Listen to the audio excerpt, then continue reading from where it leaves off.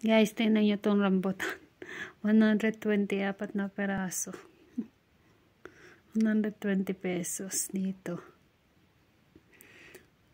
Tinakpan ko yung sulat kasi sulat dito. Mare-restricted na naman ako. Saka naka-restricted ako ulit.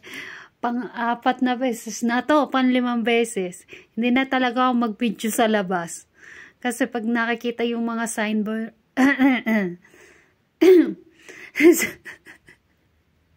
bumara yung kinakain ko.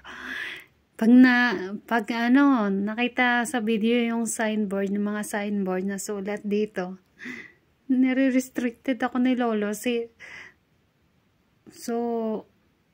dito na lang. Sa bahay na lang ako magbibideo. Wala namang mabideo dito. Kaya yan, rambutan.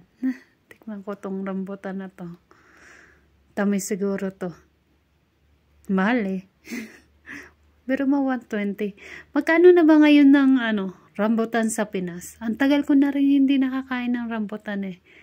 More than 10 years na yata.